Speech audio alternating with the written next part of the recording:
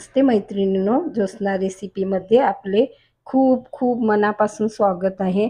आज आपण वालाच्या शेंगाची भाजी कशी बनवायची, छान झणझणीत आणि चमचमीत खूपच स्वादिष्ट भाजी तयार होते ही। याला घेवड्याच्या शेंगा पण म्हणतात काही भागामध्ये, आमच्याकडे वालाच्या शेंगा म्हणतात। मी ह्या वालाच्या शेंगा घेतलेल्या आहे, अर्धा किलो आहे। यानं छान तोडून घेतलेला आहे आणि यांच्यानं वाकं म्हणतो आम्ही याला, बाजूनी असतात, काही शिरा पण म्हणतात। या अशा काढून घ्यायच्या आणि या छान व्यवस्थित धुवून घ्यायच्या आहे। मी धुवून घेतलेल्या आता पाण्यामध्ये ठेवलेल्या आहे, त्या धुवून घेतलेल्या आहे, मीठच पाणी टाकलेलं होतं। आता आपल्याला वाटण तयार करायचं आहे, तर मी 2-3 मिरच्या घेतलेल्या आहे, लसूण, आलं आणि कोथिंबीर घेतलेली आहे। आता यातनं आपल्याला मिक्सरच्या भांड्यामध्ये हे सगळं टाकून घ्यायचं आहे आणि सुरुवातीला कोरडंच वाटण तयार करायचं आणि मग 2 चमचे पाणी घालायचं आणि मग ओलं वाटण तयार करायचं आहे। आता मी थोडं 1 चम्मच जिरे घेतलेलं आहे, ते टाकून घेतलेलं आहे। सुरुवातीला मी पाणी न घालता वाटते, मग थोडं पाणी घालून बघा मी मिश्रण छान तयार करून घेतलेलं आहे। असा मसाला तयार झालेला आहे। असा मसाला तयार करून बनवा ना, भाजी खूप छान बनते आणि एकदम रुचकर भाजी तयार होते। आता मी कढईतनं 1 पळी तेल गरम करून घेतलेलं आहे।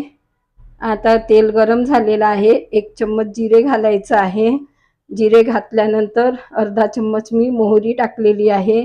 जिरे मोहरीनं व्यवस्थित तडतडू द्यायची, खूप छान तडतडल्यानंतर आता आपल्याला ना 2 कांदे मी ना हे छान बारीक चिरून घेतलेले आहे, आता हे टाकायचे आणि आपल्याला परतवून घ्यायचे आहे। बघा या पद्धतीने। आता यानंतर आता आपल्याला वाटलेला आपला मसाला आहे की नाही तो टाकून घ्यायचा आणि लक्षात ठेवायचं आहे आपल्याला की हा मसाला ना तेलामध्ये छान शिजला पाहिजे, म्हणजे ना भाजीची चवी खूप भन्नाट तयार होते। या पद्धतीने तुम्ही एकदा तरी करून बघा, खूपच छान भाजी तयार होते ही। आता हा मसाला पण ना तेलामध्ये शिजला पाहिजे, व्यवस्थित शिजवून घ्यायचा आहे, परतवत जायचं आणि शिजवून घ्यायचं आहे। कांदे आणि मसाला म्हणजे हे मिश्रण शिजून जातं। त्यानंतर आता आपल्याला मसाले टाकायचे आहे। अर्धा चम्मच मी हळद घेतलेली आहे आणि 1.5 चम्मच मी तिखट घेतलेला आहे। आपण लक्षात ठेवायचं आहे मिरच्याही वापरलेल्या आहे। आता मी 1 चम्मच धने पावडर आणि गरम मसाला अर्धा चम्मच आणि हे जिरे पावडर अर्धा चम्मच घेतलेला आहे आणि चवीपुरतं मीठ टाकायचं आहे आणि हे मसाले आपल्याला व्यवस्थित परतवून घ्यायचे आहे। या पद्धतीने बघा मी छान परतवून घेत आहे, व्यवस्थित मिक्स करून घ्यायचे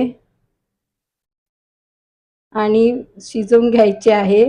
बघा छान मी शिजवून घेतलेलं आहे, मंद हीटवर करायचं कारण की मसाले जळले नाही पाहिजे।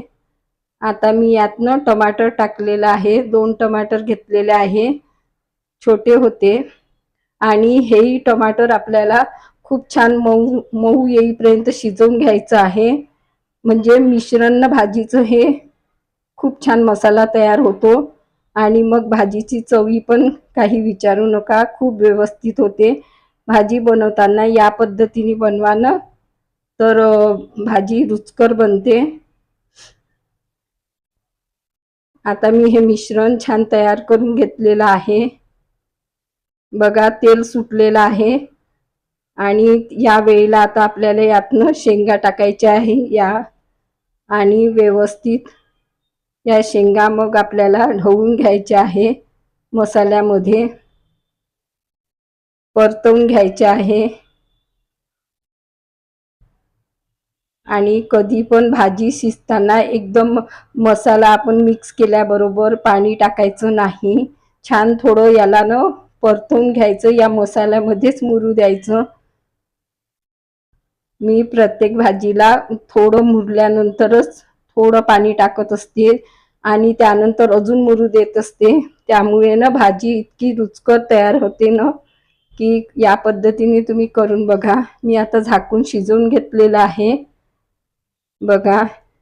आणि हे असं मसाल्यामध्ये या सगळ्या फोडी मुरल्या की नाही, या सगळ्या फोडींचा म्हणजे मसाल्याची छान चवी लागते आणि छान तयार होतो. मी गरम पाणी टाकलेलं आहे. आता तुम्हाला किती पातळ पाहिजे त्यानुसार तुम्ही गरम पाणी टाकू शकता. गरमच पाणी वापरायचं, त्यामुळे काय शिजण्याची प्रोसेस ही थांबत नाही भाजीची.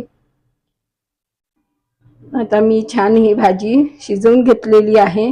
आता कोथिंबीर टाकून घ्यायची आणि व्यवस्थित ढवळून घ्यायचं आहे बघा. आपली चटपटीत भाजी तयार झालेली आहे. खूपच छान. सर्व करण्याच्या प्रोसेसकडे वळूया बघा. आता मी ही भाजी तयार करून घेतलेली आहे. एकदमच छान झालेली आहे ही भाजी. नक्की ट्राय करा एकदा तरी आणि कमेंट्स करून कळवा. पुन्हा भेटू नवीन व्हिडिओ सोबत. तोपर्यंत मस्त राहा, खुश राहा, आनंदी राहा. धन्यवाद.